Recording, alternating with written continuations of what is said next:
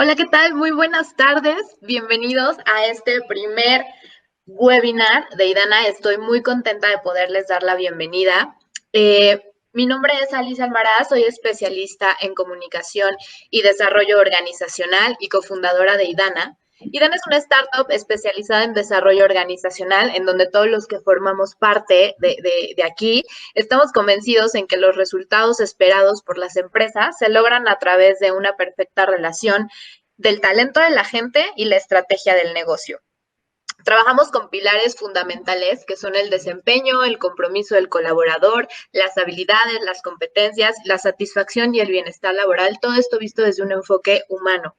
Creamos nuestras metodologías enfocadas a una transformación cultural y en este tiempo de contingencia, pues bueno, nos parece indispensable y fundamental la adaptación laboral, así que hemos creado una propuesta híbrida capaz de generar cambios positivos en las empresas y también queremos impactar en el área de recursos humanos para poder empoderarla y que genere un papel mucho más estratégico dentro de cualquier organización. Los invitamos a conocer más de nosotros y a que visiten nuestra página en www.idana.com y nos sigan en nuestras redes sociales que aparecerán aquí abajito. El día de hoy platicaremos sobre las implicaciones de la norma CO35 y parece un tema fundamental en este tiempo porque justo el viernes entró en vigor la segunda fase al cumplimiento de esta norma. Para eso nos acompaña nuestro experto en el tema, Diego García. Diego, muchas gracias por esta participación el día de hoy con nosotros. No, gracias, muchísimas gracias a ti y a todos ustedes, Alice, por la invitación. La verdad es que pues estoy muy emocionado también de participar con ustedes en este espacio. Gracias, Diego. Antes de arrancar el tema, me gustaría platicar un poco de ti.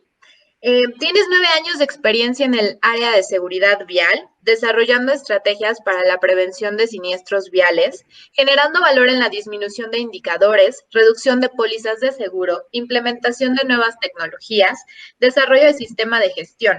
Y actualmente eres responsable de seguridad y medio ambiente en una empresa de mantenimiento automotriz. Pues sin duda, Diego, tu experiencia y todo lo que has conocido a lo largo de estos años nos va a servir muchísimo para platicar de este tema de la NOM 035. Y pues, ¿qué te parece si arrancamos? Totalmente, y de nueva cuenta, muchísimas gracias. Y ahorita que comentabas esta experiencia, para quienes nos escuchan en este espacio, van a decir, bueno, y seguridad que tiene que ver con estos aspectos. Y es que en realidad, para que podamos tener un ambiente seguro en nuestros espacios de trabajo, es importante y fundamental abordar directamente a la persona, ¿no? Abordando y trabajando con esos aspectos que son propios de incluso toda la parte de la organización para generar entornos favorables en nuestras organizaciones. Entonces, pues coincido, vamos a comenzar. Y antes de profundizar sobre realmente cuáles son las implicaciones en esta normativa, quisiera platicar sobre las estadísticas. ¿Qué nos hace realmente detonar el abordaje de los factores de riesgo psicosocial? Fíjate que uno de los aspectos que se han podido identificar y que en esta búsqueda de información se tiene o se encontró, y es una situación realmente, pues prácticamente de salud pública. Hablamos de que, por ejemplo, puntualmente sobre el estrés laboral, en México México en realidad ocupa el primer lugar a nivel global, ¿no? Con trabajadores, con colaboradores que padecen este tipo de situaciones, estrés laboral. Hablamos incluso puntualmente que de los 75,000 infartos que ocurren en el país, ¿no? Los 75,000 infartos registrados, resulta que el 25% son derivados de esta misma situación, ¿no? De este estrés laboral. Realmente es una circunstancia, como mencionaba, pues de carácter de salud pública y que, bueno, y tiene implicaciones o impactos más bien demasiado profundos, no nada más en la vida del colaborador, como una historia, como portador de una historia, de una familia y de las implicaciones que esto conlleva, sino también en la parte de la sociedad, ¿no? Y en esta situación hablamos también de la propia organización, donde disminuye la productividad naturalmente, este incremento de estrés laboral, disminuye también la rentabilidad y por lo tanto la misma competencia en el mercado. Fíjate que algo que también se menciona al respecto es pues los rangos de edad donde se tiene mayor incidencia al respecto de esta situación, y es que está muy enfocado particularmente para personas que van desde los 18 a los 30 años, obviamente no se excluye el resto de la población, y también está enfocado, más bien está como muy centralizada la estadística, o estaba más bien en 2016, que es como la fuente o la matriz de estas informaciones, pues prácticamente en el varón, ¿no? En el sexo masculino. No obstante, naturalmente, con el paso de los años, pues se ha identificado que también esto ha incrementado en ambos sexos y se ha generalizado también hacia diferentes edades. Y algo también importante a resaltar es de que buscando identificar alguna actividad, alguna profesión u oficio que sea, digamos, portador de mayor carga o mayor estrés laboral, resulta que es muy similar en un trabajador que se encuentra en una obra, es muy similar en un trabajador que se encuentra en alguna empresa de distribución, es muy similar a quien se encuentra detrás de un escritorio, es muy similar incluso con quien se encuentra en un nivel directivo tomando una decisión. Es decir, que en realidad es aplicable este tipo de situación o de reacción para cualquier persona. Y estamos, por lo tanto, pues todos nosotros bajo esta sombra. Me parece muy interesante porque es tan dispersa la información, está tan pues realmente distendida que todos estamos sujetos o proclives a tener o padecer este tipo de estrés, ¿no? Entonces es una situación de gravedad o de severidad. Realmente el tema de los factores de riesgo psicosocial se abordan desde varios años, incluso podría comentar décadas atrás, incluso con la salud organizacional, ¿no? Muchos artículos y muchos estudios, particularmente de psicología, asociados hacia este tipo de factores. España, por ejemplo, también abordando el tema desde hace alrededor de unos 8 o 9 años. Colombia, por ejemplo, en América Latina también aquí con un avance de alrededor de más de 6 años también al respecto de este tema. Entonces, realmente se ha venido abordando en otras latitudes. México entramos en efecto con esta divulgación del documento 2018, pero entró en vigor 2019 con la primera fase. Hoy pues ingresa con esta segunda fase, alcanzando prácticamente todas las organizaciones, pero totalmente es un punto a favor realmente del bienestar organizacional, ¿no? Y ese bienestar social que también necesitamos bastante en el país. Y para ir como tal también enmarcando estos elementos, que es un factor de riesgo psicosocial, y lo leo tal cual se encuentra dentro de la norma, para aquellos que nos escuchan y que tienen oportunidad como tal de visualizarla, no se les hará extraño, pero bueno, es importante mencionar que son aquellos, un factor de riesgo psicosocial son aquellos que pueden provocar trastornos de ansiedad no orgánicos, es decir, que no estén asociados con alguna disfunción del sistema nervioso central, por ejemplo, o de alguna otra condición del organismo, y que, bueno, particularmente estén derivados de la naturaleza de las funciones del puesto de trabajo, de la jornada de trabajo y la exposición a acontecimientos traumáticos severos o a actos de violencia laboral al trabajador por el mismo trabajo desarrollado. Y aquí algo bien importante es de mencionar que es derivado este tipo de padecimientos por las mismas condiciones del trabajo, ¿no? Incluyendo esto que nos va a estar acompañando durante todo el desarrollo de la presentación, pero también dentro de la misma norma que son aquellos acontecimientos traumáticos severos. Y ahorita vamos a ir un poco más al detalle de estos elementos. Y bueno, para ello quisiera incluso ir pues abarcando estos dos conceptos, porque de repente decimos un riesgo psicosocial, y bueno, quizá tendríamos que tener muy claro de primera instancia qué nos referimos con un riesgo y qué nos referimos con psicosocial. Y la parte de los riesgos como tal, un riesgo es la relación que existe entre la probabilidad de que un evento ocurra y la severidad de la consecuencia, ¿no? Y entonces vamos a ver que como tal el riesgo psicosocial más común es el estrés, y que por lo tanto puede tener daños a la salud del colaborador, ya sea en el ámbito psicológico, pero también físico, ¿no? Y entonces ahí vamos a ver que puede ser de una dimensión en la que exista alguna alteración, como lo mencionaba la definición anterior, de dificultades para dormir, o directamente la consecuencia más severa, que es una fatalidad a través de una condición de un infarto. ¿Y por qué psicosocial? Bueno, pues naturalmente tiene que estarse considerando como el agente causal a la organización, pero no la organización, la empresa en sí, sino la gestión del trabajo, el contexto social y ambiental, y no directamente hacia el colaborador. Uno de los aspectos que incluso se mencionaban o están dentro de las normas en general, pues bueno, son abordajes hacia cómo desarrollar al colaborador, cuáles son los puntos, incluso, por ejemplo, para temas de seguridad, cómo habilitar el tema de maquinarias, cómo habilitar, por ejemplo, incluso orientar hacia el mismo colaborador para el uso adecuado de ciertos equipos, etcétera, pero está centrado a veces hacia el colaborador. Es más, podría decir que incluso dentro de las investigaciones de los accidentes, mucho está enfocado hacia lo que el colaborador hizo o dejó de hacer, o directamente instruyó para que se diera una condición de riesgo o una situación insegura. Bueno, aquí se cambia un tanto esa percepción, y entonces se vuelca sobre la construcción de la misma organización, cómo está gestionándose para que pueda generarse, obviamente, diferentes elementos de riesgo que pueden afectar a la vida y a la salud o el bienestar del colaborador, que también vamos a estarlo como tal abordando. Y bueno, esto nos lleva incluso a considerarse uno de los aspectos que se mencionaba en algún momento sobre si era una norma que respondía al estrés. Y bueno, sí es un tema que es de los más fuertes como principal factor de riesgo. Sin embargo, no nada más se evoca hacia el tema del estrés, y ahora también lo vamos a ir desarrollando.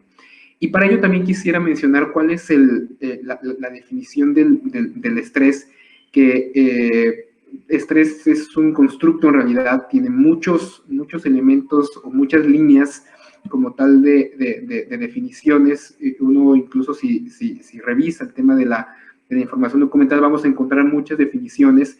Esta me parece un tanto más atinada, referente hacia el entorno laboral, y es que es un patrón de reacciones emocionales, cognitivas, fisiológicas y de comportamiento hacia ciertos aspectos adversos o nocivos del contenido del trabajo, de la organización propia del trabajo y o del ambiente como tal del trabajo, ¿no? Es así como lo podríamos concebir. En resumidas cuentas, el estrés se da en función de la percepción del control, de la percepción personal del control sobre las demandas o las exigencias que tenemos en el trabajo.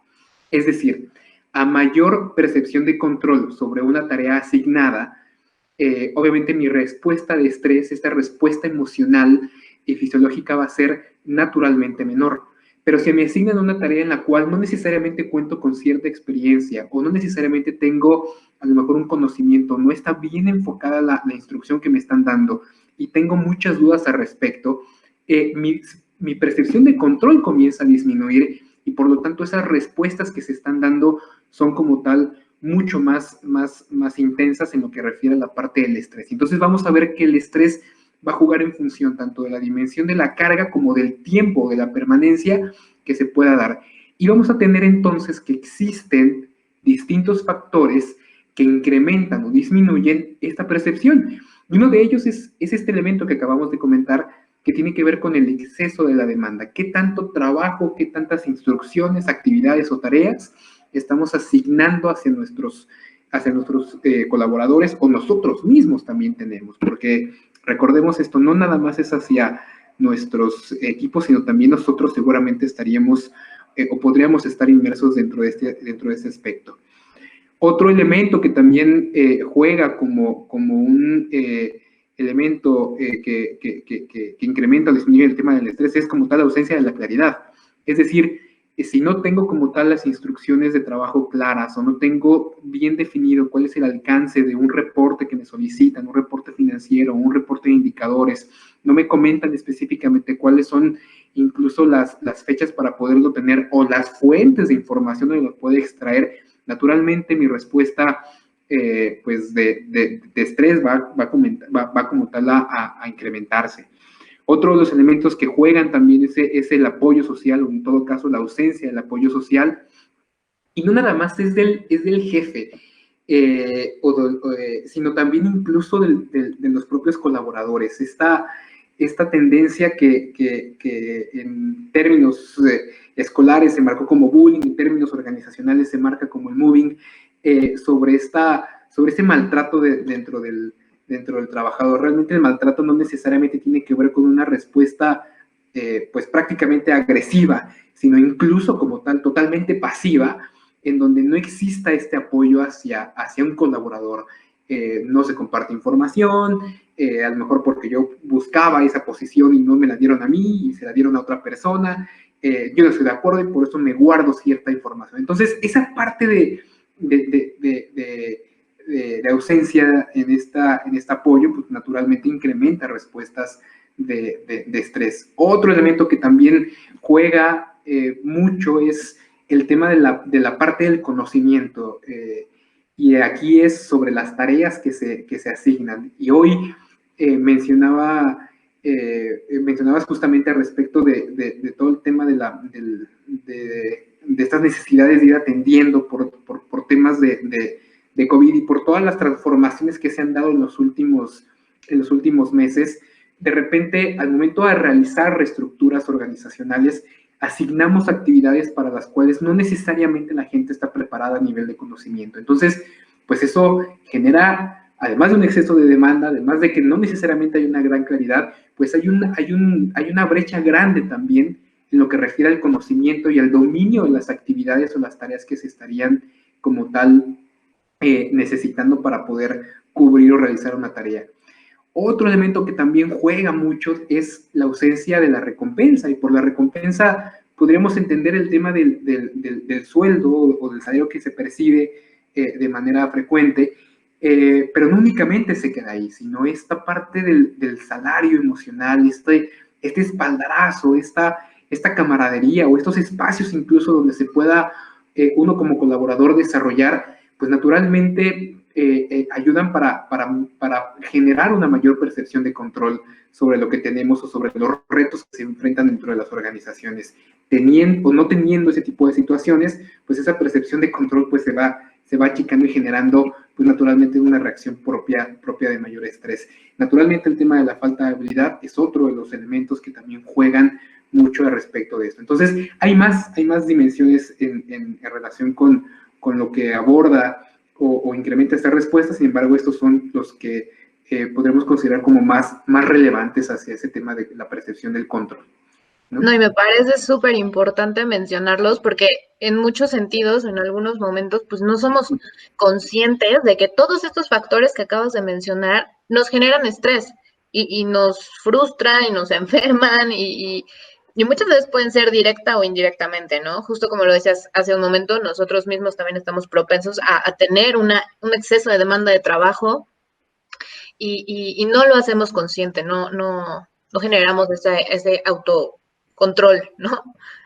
Pero no Y el tema, por ejemplo, aquí es por cuánto tiempo se da, ¿no? Es que, por ejemplo, uno de los elementos que se tienen, por ejemplo, para la parte de seguridad podría considerarse relativamente más sencillo porque pues identificas a lo mejor una máquina que no necesariamente está en buen funcionamiento, o identificas dentro de un análisis puntualmente de una actividad algún paso que no está señalizado, alguna guarda, etcétera. Cosas a lo mejor muy puntuales. En el caso de los elementos psicosociales, no necesariamente está tan puntualizado, y también hay que identificar la permanencia o el tiempo que ha estado como tal dándose. Naturalmente, una promoción, por ejemplo, hacia una nueva función o una nueva actividad, pues te va a generar una situación muy similar, ¿no? Y te va a generar obvias respuestas de estrés, y aquí hablamos incluso de la necesidad de tener estrés para la movilización.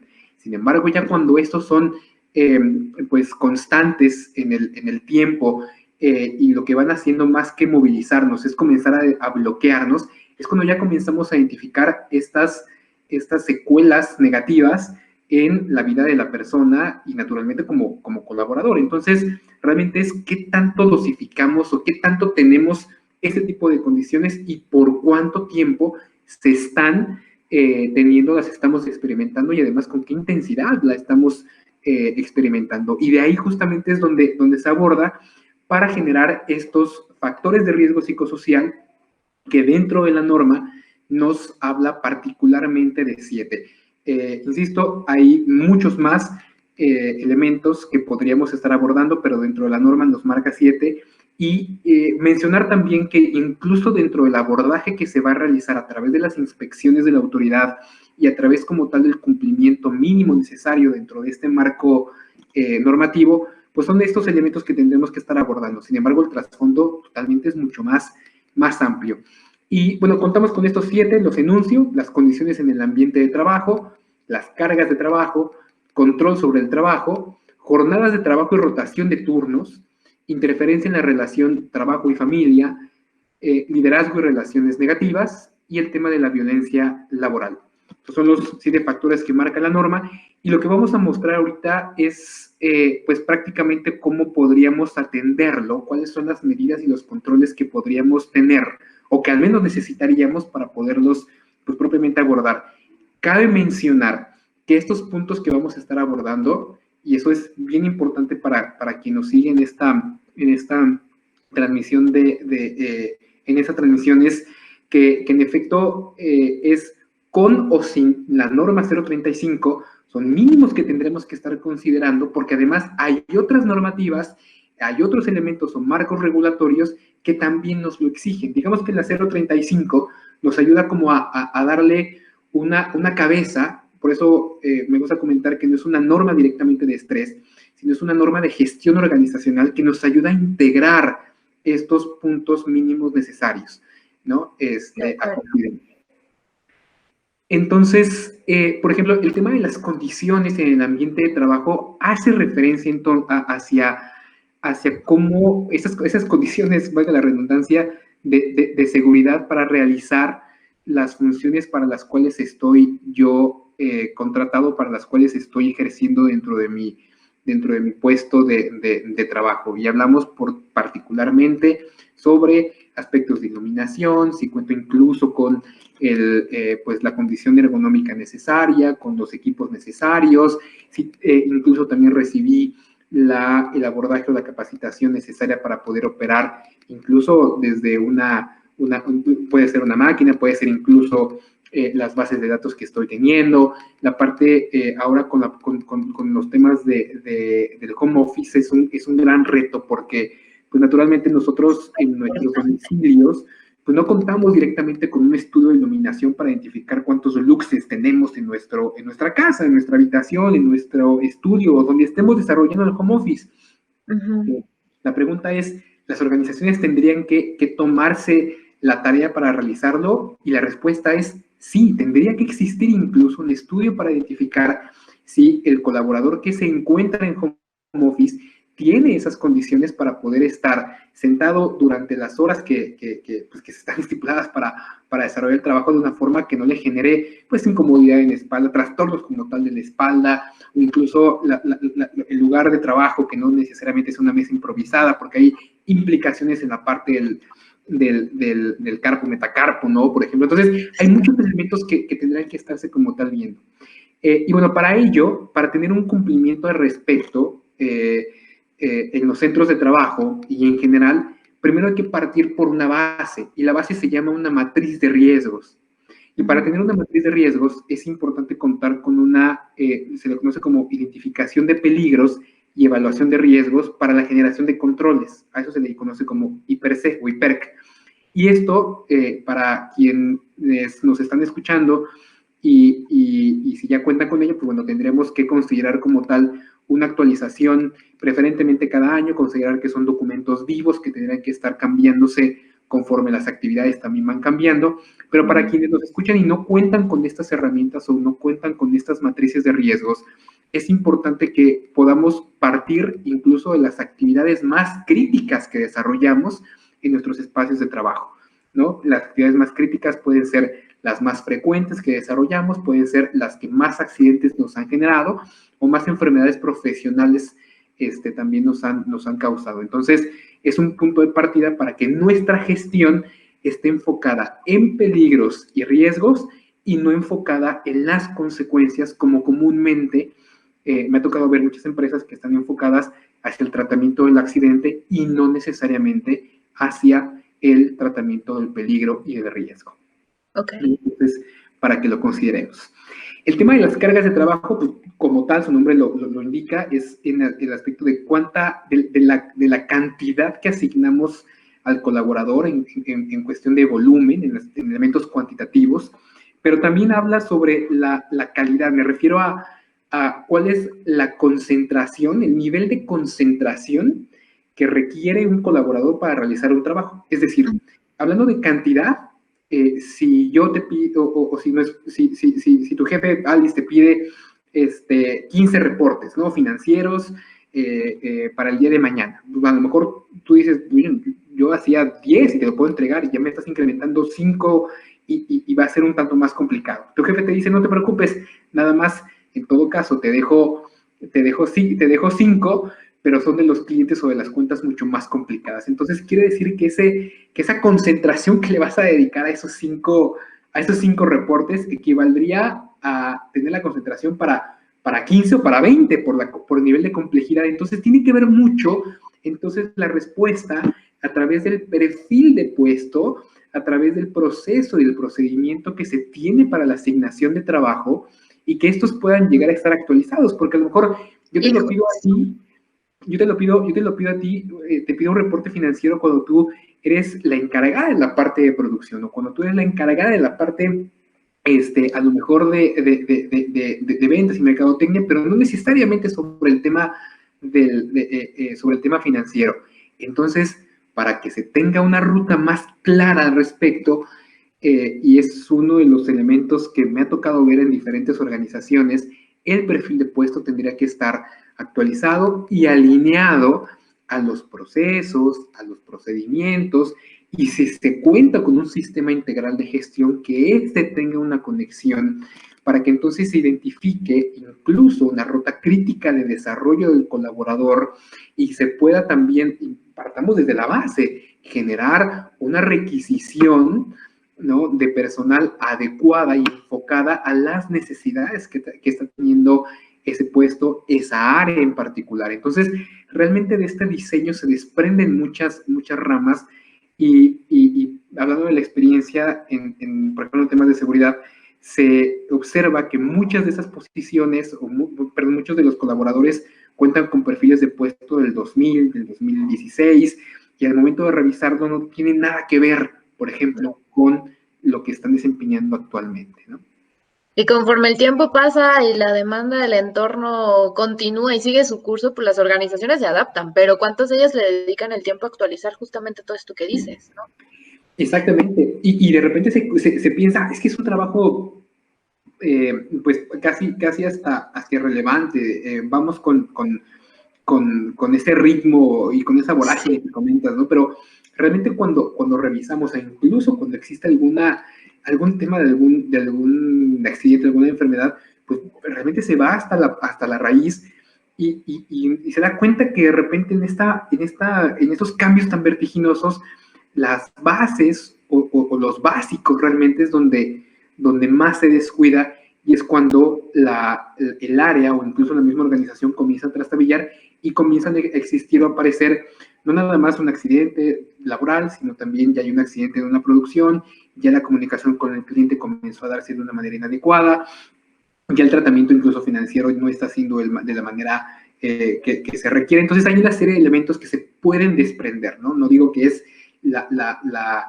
esencia, pero que se pueden desprender de este básico de gestión organizacional, ¿no? Uh-huh. El tema del control sobre el trabajo, particularmente la norma nos habla sobre qué tanta autonomía puede tener un colaborador o podemos tener como colaboradores sobre nuestro trabajo, ¿no? Prácticamente qué tanto podemos decidir sobre esto, qué tanto podemos incluso movilizar a través de las diferentes ideas. Naturalmente hay trabajos, y hablo por ejemplo de empresas que tienen procesos de manufactura o de utilización de herramientas muy particulares en donde esto pues tiene un rango de maniobra muy, muy pequeño, porque va a haber algunos procesos hablo, insisto, de producción, en donde ya están muy pulidos, muy trabajados. Entonces hay un procedimiento para el abordaje de una máquina, hay un tratamiento, a lo mejor de un equipo especializado, hay instrucciones muy claras y que obviamente estas se tienen que estar siguiendo pues prácticamente al pie de la letra para garantizar la calidad de la producción, la seguridad tanto de la planta como de los colaboradores. Entonces hay una serie de implicaciones al no realizarse y por lo tanto este control realmente se puede achicar. Pero otro tipo de posiciones en donde hablamos en aspectos de gestión, en aspectos prácticamente mucho más, podremos verlo a lo mejor mucho más administrativos, sí puede existir esta posibilidad de designar o de movilizar realmente a través de las ideas una mejora dentro del mismo proceso, alguna situación que nos pueda ayudar a hacer mucho más fácil prácticamente el ejercicio de nuestras actividades, ¿no? Entonces aquí hablamos justamente de qué tanta posibilidad existe, qué tanta apertura como tal hay para esa gestión de toma de decisiones dentro de los puestos de trabajo. El tema de las jornadas de trabajo es un punto, pues naturalmente, pues enfocado hacia la duración, ¿no? del ejercicio de nuestras actividades. Es correcto. Y bueno, aquí tampoco hay mucho elemento de movimiento porque esos están marcados muy claramente en la Ley Federal del Trabajo y están diferenciados incluso por esos trabajos diurnos y contra los trabajos nocturnos, ¿no? Naturalmente preferenciando o protegiendo tanto más con las jornadas hacia los trabajos nocturnos y bueno, tiene otra serie de implicaciones también ahí muy particulares al respecto. Hay algunos trabajos que por la propia naturaleza, por ejemplo, guardias de seguridad, pues que, bueno, también tienen alguna situación que incluso dentro de la misma ley hay algunos elementos, pero que, bueno, finalmente son particularidades. Lo que es importante, por ejemplo, y que tendremos que cuestionarnos, y de alguna manera nos ayuda esta norma a poner sobre la mesa, es esa jornada, ahora con este trabajo en casa, en donde pues a veces uno comienza a las 8 de la mañana, o 7 de la mañana, o 6:30 de la mañana ya hay sesiones, y termina las sesiones a las 9 de la noche, 10 de la noche, te busco, ¿sabes qué?, a las 10 de la noche para comenzar a sesionar a las 10:30. Entonces, este tema en la jornada laboral, pues enmarca muchos aspectos que en esta nueva normalidad, en esta nueva realidad, pues cuestionan y desafían sobre la gestión que estamos teniendo el día de hoy, ¿no? Y este periodo COVID creo que nos ayuda mucho a recordar realmente la importancia de los buenos descansos y el por qué existe una duración máxima de la jornada laboral. Es más, yo te diría, siendo mucho más exquisitos al respecto, tendremos que considerar el tema de la movilidad, es decir, desde el momento que la persona sale de su casa hacia el centro de trabajo o hacia donde desarrolla su trabajo, ya está en una actividad prácticamente de trabajo, aunque hoy normativamente eso no necesariamente es un elemento propio o es un ejercicio de la actividad laboral, pero incluso tendríamos que cuestionarnos eso, ¿no? Por ejemplo, estas jornadas tan largas que mucha gente realiza, ¿no? Me tocaba, por ejemplo, o llegué a ver desde Teotihuacán, que se trasladaban hasta prácticamente el Álvaro Obregón para poder llegar a tiempo a sus trabajos, entonces, para poder estar en sus trabajos. Entonces, hay 3 horas de camino antes de empezar su jornada laboral, 3 horas en la ida y hasta 4 horas de regreso, porque normalmente... Por el tráfico, la lluvia, no. Y entonces esta jornada de 9 horas al día, con 9 por la hora de comida, la hora intermedia, se convierte realmente en 9 más 7, ¿no? En esos casos, ¿no? Porque son 3 horas de ida, 4 horas de regreso, y entonces esa jornada donde esta situación del colaborador y del bienestar, pues ya comienzan a verse como tal comprometidas. Y es parte de lo que tendremos que incluso visualizar en estos diseños organizacionales y cuestionarnos si el home office es un elemento que nos está ayudando, y pongo igualmente sobre la mesa, y a lo mejor creo que los comentarios de quienes nos escuchan serán muy, muy interesantes posteriormente verlos, pero ¿qué tanta necesidad realmente existe de regresar a estas instalaciones, a un espacio formalmente de trabajo, cuando existe la posibilidad de poderlo desarrollar? Y naturalmente existen puestos organizacionales que con esta posibilidad. Para aquellas posiciones en donde sea muy complicado o prácticamente imposible en este momento tener ese tipo de cambios, habría que evaluar, pues incluso también estas distancias que existen entre el centro de trabajo, los domicilios, para que la jornada laboral y esta condición que nos va a llevar hacia el otro tema, que es la interferencia con el trabajo y familia, pues pueda darse mucho más acotada a lo que es el bienestar de la persona. Claro. Bueno, son temas que, insisto, atañen hacia desarrollos o hacia diseños organizacionales y que de alguna forma también retan el estatus actual de cómo nos movemos aún con pandemia. Sí, no, y es que dando entrada justo al siguiente tema, ¿cuántas veces nos hemos puesto a reflexionar de que estas jornadas, ahora con esta nueva normalidad que estamos viviendo, estamos incluso hasta normalizando recibir llamadas, mensajes 10, 11, 12 de la noche, ¿no? Me ha tocado escuchar casos de que el jefe ya le escribió a, no sé, a su colaborador, ¿no? Miembro de su equipo, a las 11 de la noche, ¿no? Para decirle, mañana a primera hora vamos a revisar este tema. ¿Cuál es tu tiempo de descanso? ¿Cuál es tu tiempo de convivencia con tu familia? ¿Cuál es tu tiempo de relajación, de desconexión por completo del trabajo, de las videollamadas, de todo este tema? Porque sigues conectado a tu celular y sigues inconscientemente trabajando. Entonces, qué desgastante. No, y estas irrupciones, incluso hasta en los sueños, ¿no? Uno sueña con entregar información, uno sueña con que olvidó en mandarle, en darle enviar al correo, uno sueña con que ya lo regañaron en alguna sesión, uno sueña incluso con que el cliente se da cuenta de varios errores.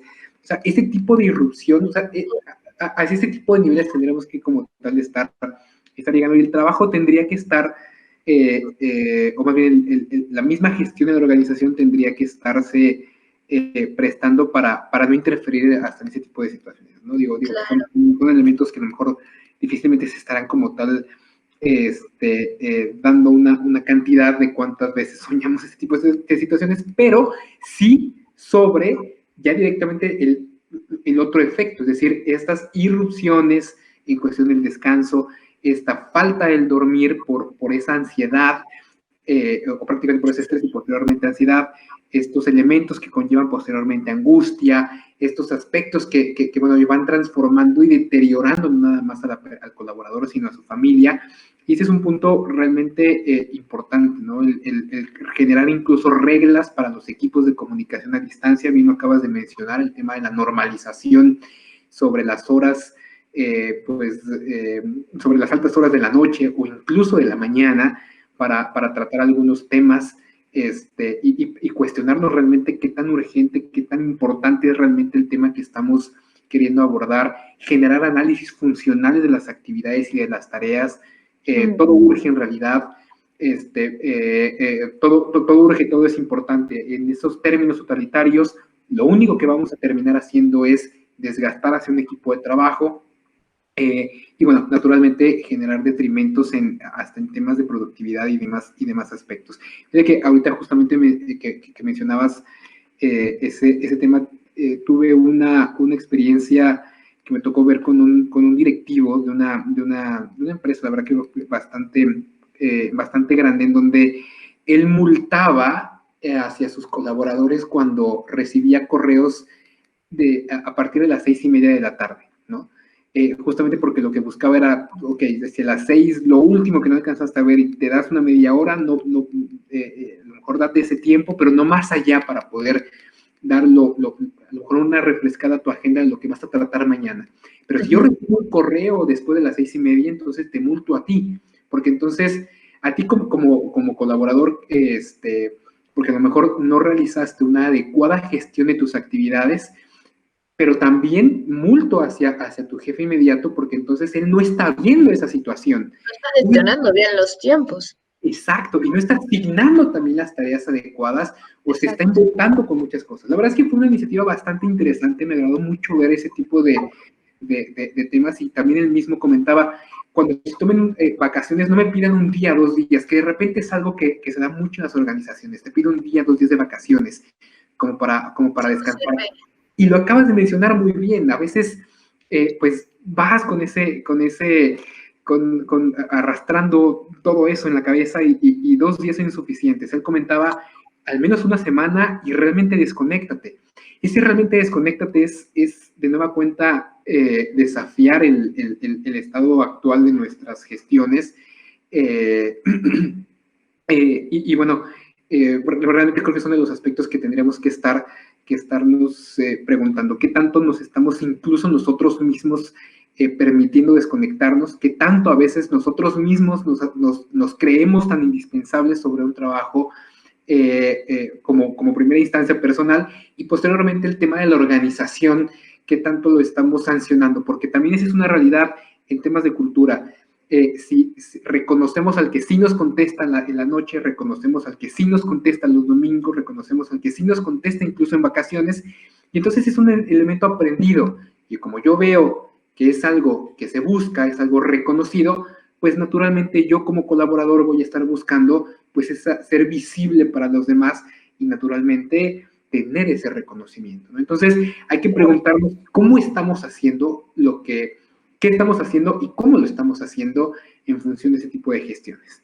Naturalmente impacta hacia el otro elemento que tiene que ver con el liderazgo y las relaciones negativas, es decir, como líderes de una organización o como líderes de algún área, cómo estamos permitiendo ese tipo de situaciones, cómo estamos buscando este equilibrio en los elementos previamente comentados, en cargas de trabajo, en liderazgo, en formación, en la parte de las jornadas y de las asignaciones de trabajo, pero también en las relaciones que yo como líder promuevo dentro de mi propio equipo, porque se da muchas veces el indiciar a alguien, el estar incluso culpabilizando. Uno de los directores que también me tocó observar, habían sido, bueno, ha habido como que de todo. Uno de los que recuerdo muy impactante cayendo en este tema de liderazgo un tanto negativo, era, pues mencióname quién no hizo la actividad que solicité, quiero nombre y apellido. Bueno, no necesariamente requieres un nombre y apellido en una sesión con mucha gente ahí.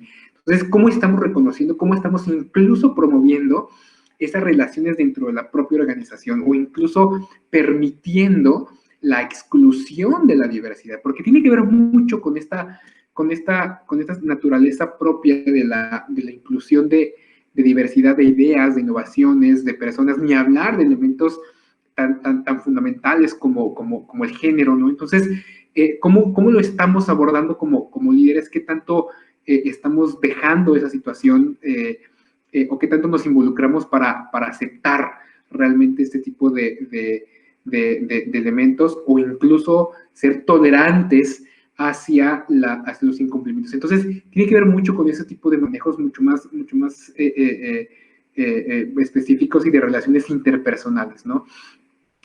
Naturalmente, esto también nos lleva hacia el otro aspecto.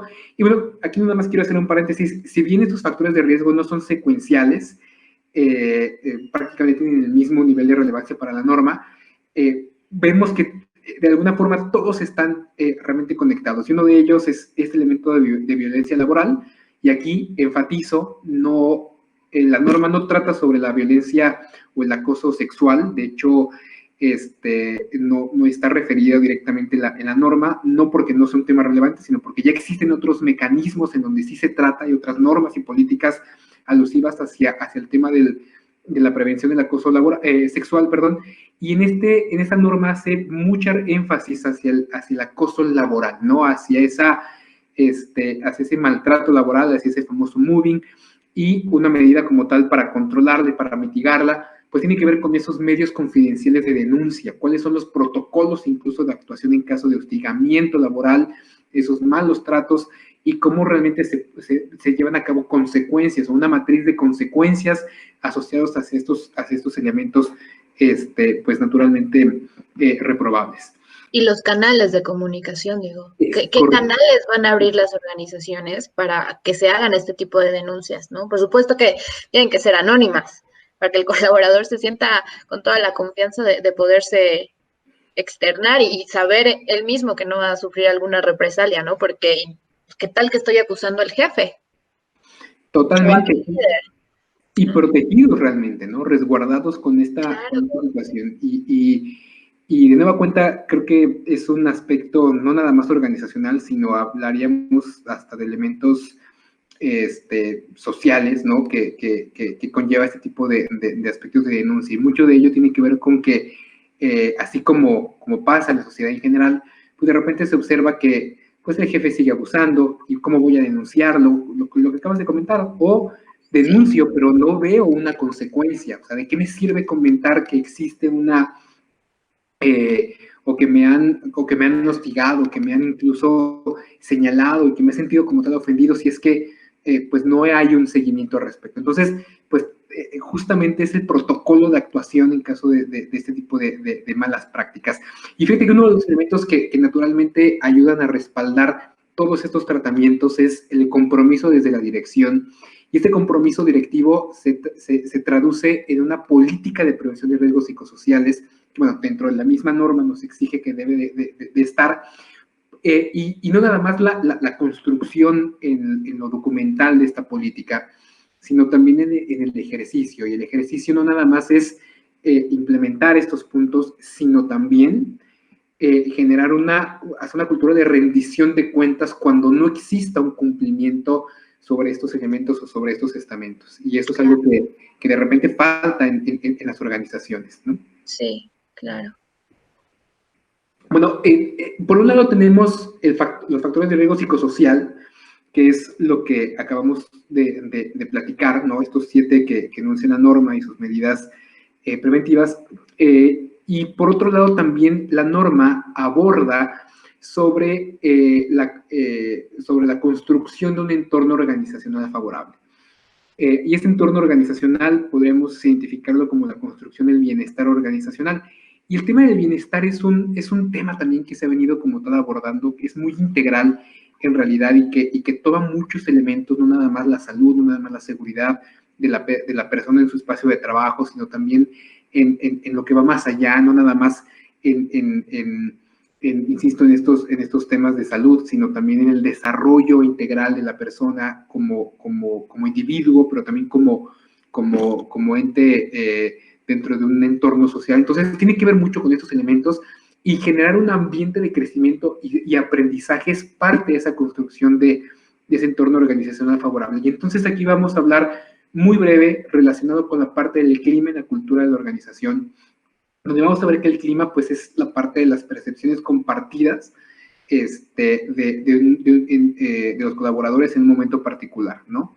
Es un excelente termómetro, incluso podemos verlo en esta época de COVID, o de estas reincorporaciones que se están dando. Podemos meter el termómetro para identificar cómo se encuentra naturalmente el clima dentro de la organización, lo están viviendo, cómo lo están vivenciando nuestros colaboradores al respecto de este momento.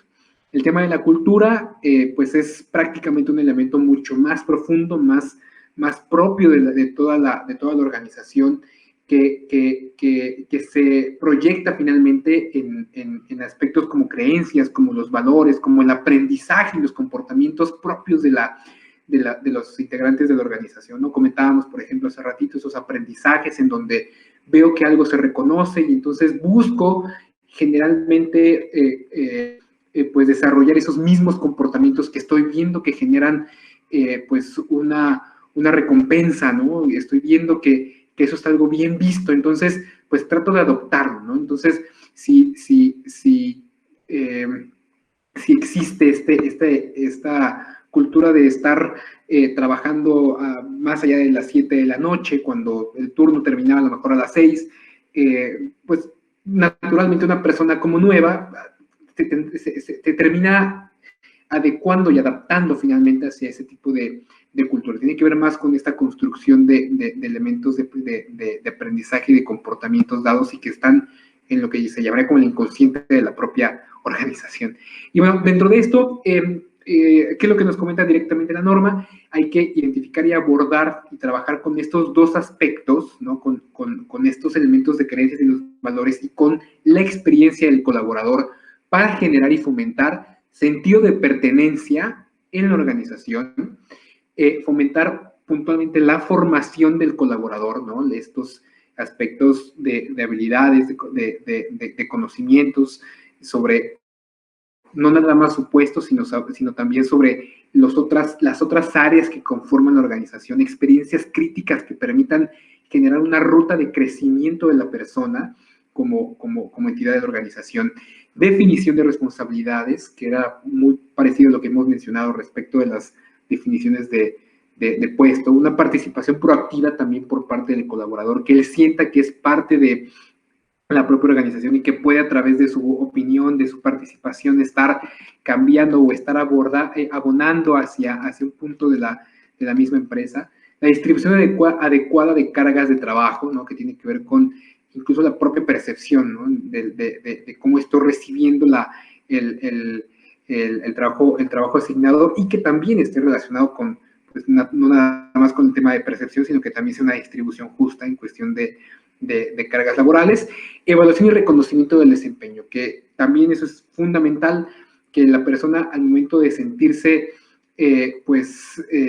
dentro de la propia organización y que vea que existe una ruta de crecimiento, una ruta de formación, pues naturalmente existirán evaluaciones a las cuales tendrá que estar siendo sujeto, pero que esas evaluaciones le van a llevar directamente a un reconocimiento de sus habilidades y por lo tanto podría existir una promoción, un reconocimiento de alguna iniciativa y por lo tanto existirá alguna sesión en donde se pueda dar a conocer justamente ese tipo de prácticas o ideas que se van como tal formando y dando. Entonces, pues estos son algunos de los elementos que como organización nos están, la norma nos invita a que podamos tener para el desarrollo como tal de este entorno organizacional favorable. Estos son algunos elementos, sin embargo, cuando se hagan, insisto, la parte de las visitas por parte de la autoridad, si se cuentan con más aspectos que conlleven hacia ese abordaje de la cultura y la experiencia del colaborador, y no nada más estos, pues, naturalmente la norma los tomará como elementos positivos, pero contando siempre con estos 4 como básicos. Si existen más, adelante, ¿no? O sea, no es limitativo, que eso es bien importante, no es limitativo, y dentro de los diferentes diagnósticos que podemos estar realizando, pues podemos abordar estos y muchos más elementos que conforman a nuestra organización. Y eso es bien importante, Diego, porque había escuchado, bueno, desde el año pasado que se estaba sonando, que ya estaba sonando el tema de la NOM, sobre que la NOM tenía, la norma, o sea, 35 tenía varios huecos, ¿no? En toda lo que conlleva el seguimiento a esta norma.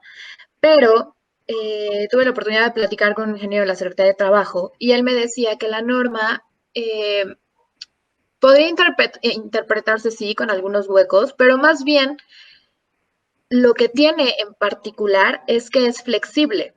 La norma puede decirte lo que hay que hacer, pero dependerá de ti como organización, como tu giro, como los colaboradores que tengas.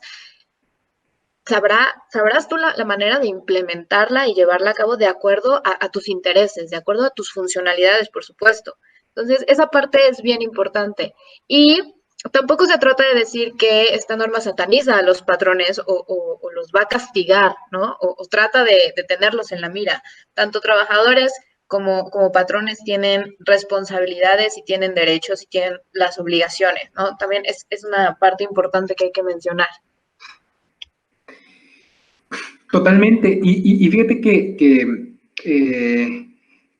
justamente esto que comentas de que no es limitativa y que es flexible en realidad, estás totalmente en lo cierto. De hecho, la norma te dice, evalúa esto. Esos son los mínimos que tienes que evaluar, pero en efecto yo no te voy a decir cómo desarrollarlo. Eso la organización, de acuerdo con su giro, de acuerdo con la medición naturalmente del clima y de la cultura organizacional que se tenga, pues sabrá de alguna manera cómo abordarlo. Los niveles de maduración de cada organización son diferentes por múltiples situaciones. Entonces, realmente no existe una normativa, por ejemplo, de cómo desarrollar o cómo abordar estos temas por cada organización, por cada giro. Estaríamos hablando de algo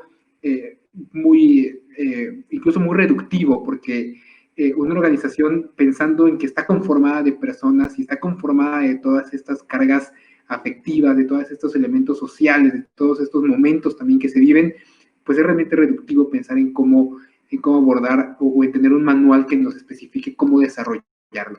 Si Claro. nos dicen, en efecto, estos son los mínimos que debes considerar porque entendemos que dentro de todos estos elementos que conllevan la experiencia de la persona a través del clima, y esos elementos que tienes que cuestionarte como organización a través de la cultura, o más bien propios de la cultura, pues estos son los elementos que consideramos mínimos a desarrollar y a garantizar para tener las vías de una organización favorable, ¿no? Un entorno favorable.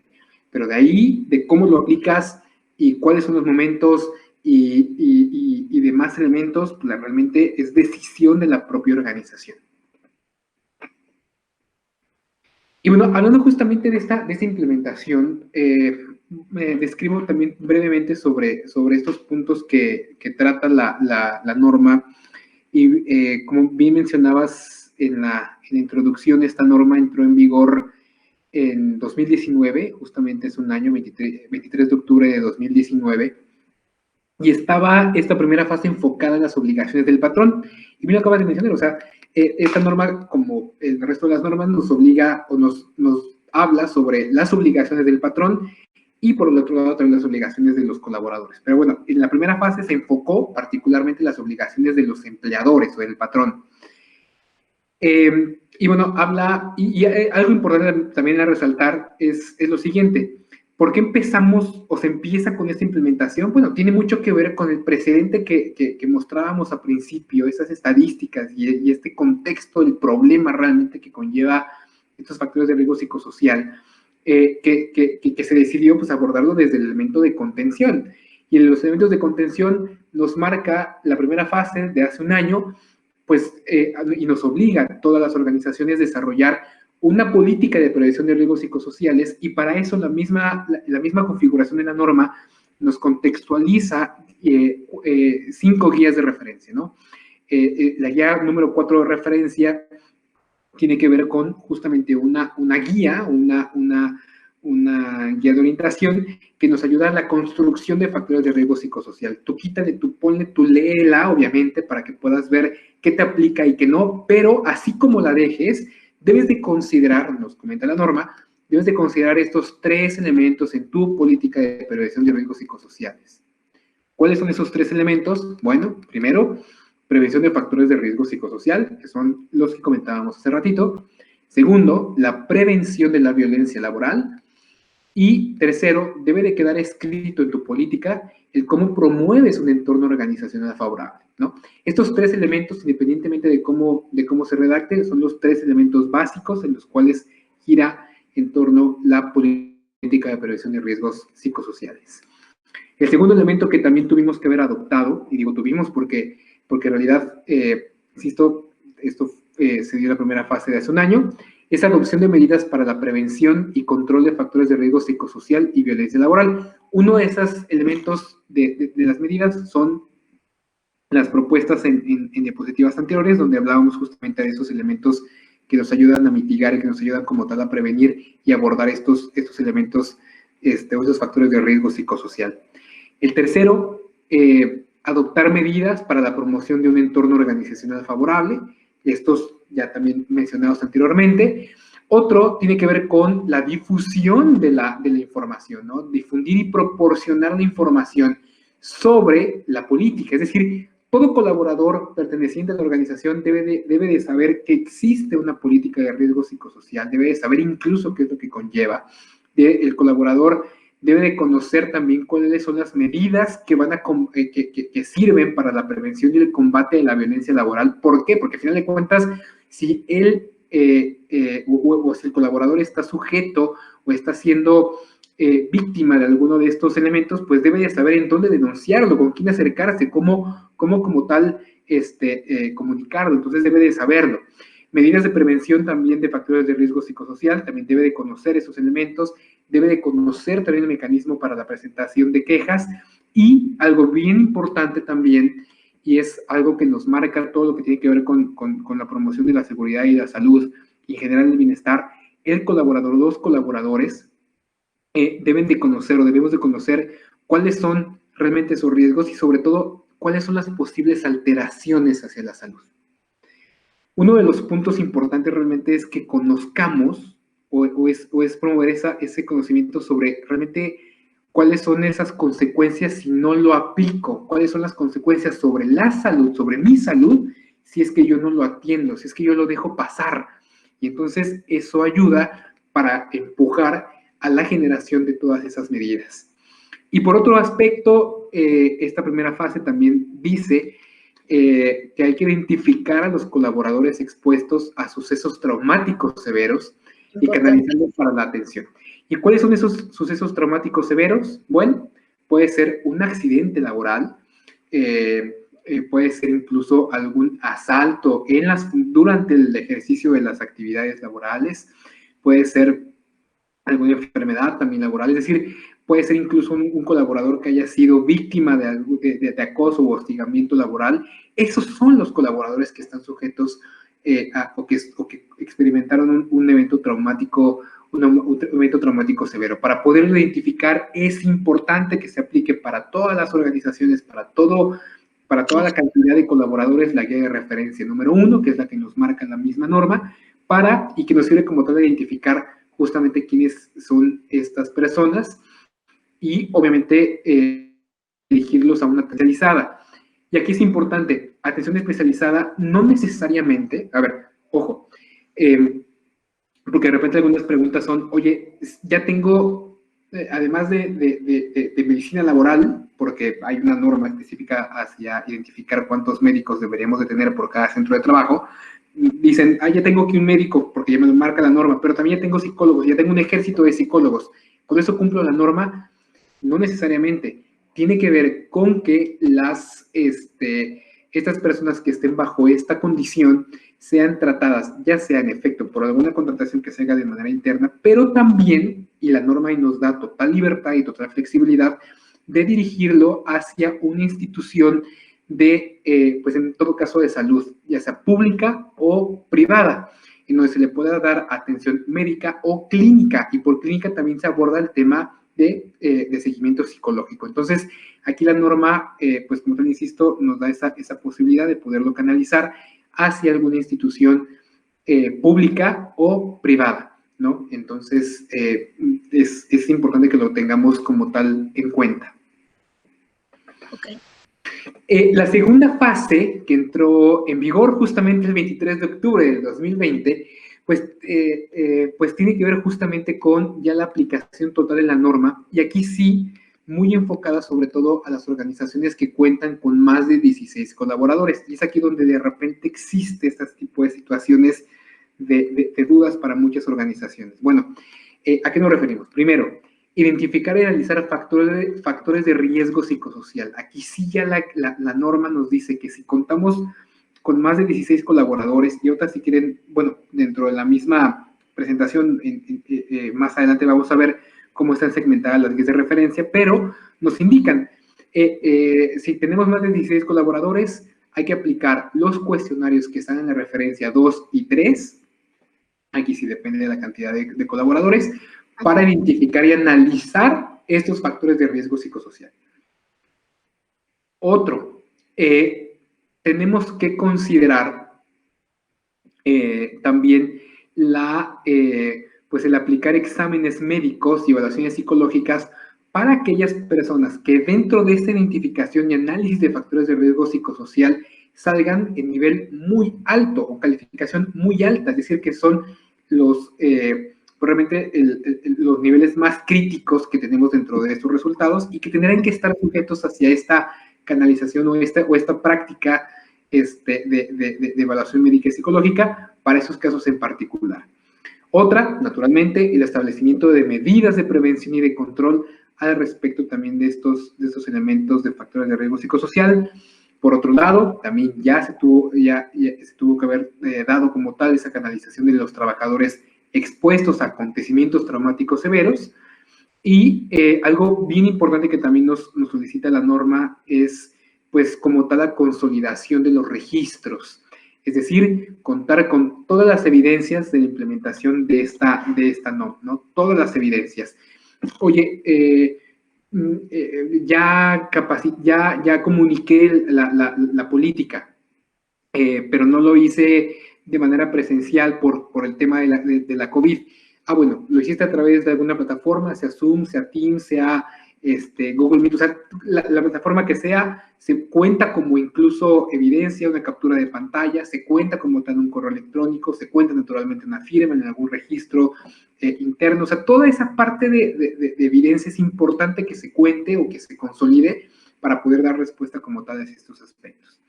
Cabe mencionar, importante resaltar que a partir de la fecha, 23 de octubre de 2020, pues la autoridad está, pues naturalmente, con la posibilidad de realizar inspecciones hacia los centros de trabajo para, pues, garantizar que estas medidas se estén cubriendo.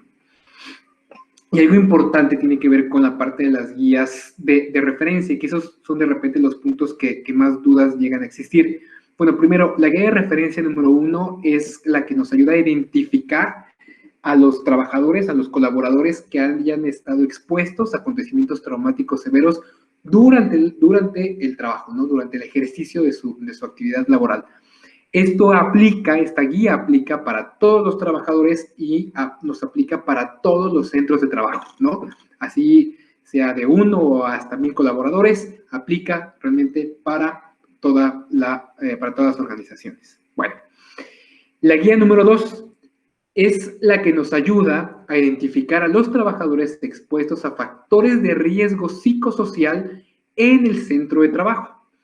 Y aquí es donde vamos a comenzar a notar algunas diferencias con la guía número 1. La guía 1 es acontecimientos traumáticos severos. La guía 2 ya son la identificación de los trabajadores expuestos a factores de riesgo psicosocial, a estos 7 que describíamos hace un momento, y aplica igual manera para todos los trabajadores del centro de trabajo, de todos los centros de trabajo existentes en la República Mexicana, que cuenten de 16 a 50 colaboradores. ¿Sí? Esta es la guía de referencia número 2. La guía número 3 es muy similar, porque nos ayuda a identificar igual manera a los trabajadores expuestos a factores de riesgo psicosocial, pero también nos ayuda a evaluar el entorno organizacional.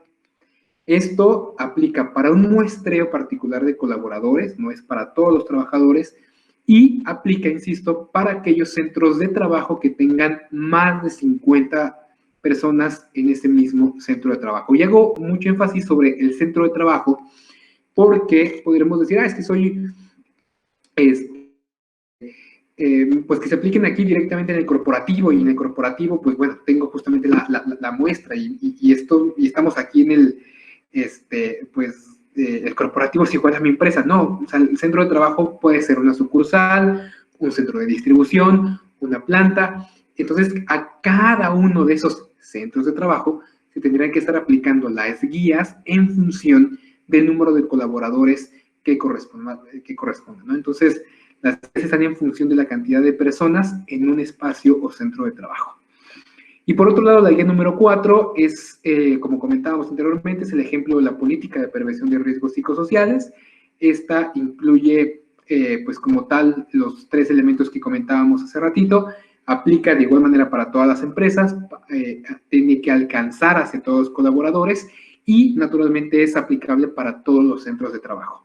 La guía número 5 es totalmente opcional porque tiene que ver prácticamente con el registro o los puntos mínimos de registro para los colaboradores. Esta es totalmente opcional, ¿no? Y es un ejemplo nada más. No se enuncia aquí porque, insisto, es totalmente opcional. Estos son los pilares prácticamente dentro de esta aplicación de la norma. A grandes rasgos, perdón, Alice, ibas a comentar algo. No, o sea, me parecía súper precisa esta implementación de las guías, porque pues sí, justo las dudas giran en torno a eso, ¿no? ¿Cómo la aplico? ¿Cuál es la uno? ¿Cuál es la dos? ¿De qué va? Pero mi organización tiene tantos, ¿esta aplica o no? Entonces, creo que esa guía está bastante bien. Exactamente, y primero que nada tendremos en todo caso que identificar, aquí es una información genérica de los aspectos que tendremos que considerar para la implementación.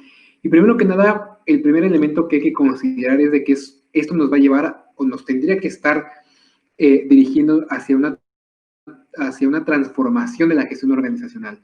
Primero, identificando y analizando, ¿no? Posteriormente, estableciendo las medidas y acciones o los controles que tendremos que estar desarrollando. Otro elemento dentro de estos aspectos es la canalización a colaboradores expuestos. Otro es una difusión y la comunicación prácticamente de las medidas que se están desarrollando. Y naturalmente la documentación. Si bien no necesariamente es un proceso como tal, pero sí son los elementos o una guía que proponemos particularmente para entender o para tomar en cuenta lo que conlleva esta implementación de la norma y que naturalmente pues nos llevaría a esa transformación de gestión organizacional y que por lo tanto tendremos que estarlo viendo más allá de la implementación de la norma. Aquí mencionamos, por ejemplo, tendremos que considerar particularmente en el centro el core del negocio, el que sea, y en el centro de ese core, o más bien en el centro de esa naturaleza del negocio, considerar que para que éste se expande, para que éste se desarrolle, tendremos que considerar al individuo, tenemos que considerar el entorno donde estamos como organización, tenemos que incluso pensar en lo que le vamos a dar al entorno, tenemos que pensar en lo que le vamos a devolver al individuo, tenemos que pensar también en lo que le vamos a dar a la sociedad, el aporte a la sociedad y naturalmente a la organización. Para ello, los 3 niveles de gestión tienen que estar bien alineados, me refiero al nivel estratégico, al nivel táctico y al nivel operativo, y estos 3 niveles, pues dirigidos hacia esos aspectos, ¿no? Hacia el individuo, la persona, hacia el entorno, la sociedad y la organización. ¿Para qué? Para desarrollar procesos, para desarrollar estándares que nos permitan como tal ya la implementación de rutinas de gestión y posteriormente rituales en la parte de la experiencia del colaborador y de los colaboradores y que al final de cuentas nos vayan generando aprendizajes, que nos vayan generando valores, que nos vayan generando creencias y consolidando la cultura de la organización y naturalmente reflejada también en el clima de la organización que estará impactándose en los productos, en los servicios que damos como empresa y que obviamente pues repercuten de una forma fundamental hacia el prestigio de la organización. Es decir, todos estos elementos que salen hacia los clientes finales y a partir justamente de estos elementos tenemos que considerar la transformación de la organización y obviamente la norma nos ayuda como tal a alinear estos elementos que permitan como tal ese bienestar del individuo en su entorno organizacional, en su entorno también, o que impacta en aspectos sociales, bueno, prácticamente propios de la organización. Y esto nos lleva hacia otro elemento fundamental, y aquí cito a una especialista que me llamó mucho la atención leer, especialista en Colombia, justamente sobre temas de factores de riesgo psicosocial, puntualmente sobre el tema del estrés. Ella mencionaba que la productividad es igual al bienestar, o el bienestar es igual a la productividad, y que ambos son elementos idénticos, solamente que medidos con indicadores distintos. Entonces, más allá de la norma, más allá del cumplimiento de estos documentos y más allá de estas serie de checklists que seguramente muchas de las organizaciones estarán preparando para responder a este requerimiento, es importante visualizar lo que está más allá, el trasfondo de cómo podríamos gestionar mejor nuestra organización y que nos lleve hacia estos aspectos, esta salud organizacional y que impacte en productividad y naturalmente en el bienestar. Entonces, es el contenido que quiero compartir con ustedes y que, bueno, naturalmente las dudas que se presenten estaremos muy pendientes de las observaciones y de las dudas que nos puedan compartir en los comentarios de quienes nos sigan en esta transmisión en diferido. Y pues bueno, la verdad es que muchísimas gracias, Alice y Dana, también por la invitación para platicar sobre este tema muy, muy relevante en estos, sobre todo en estos tiempos.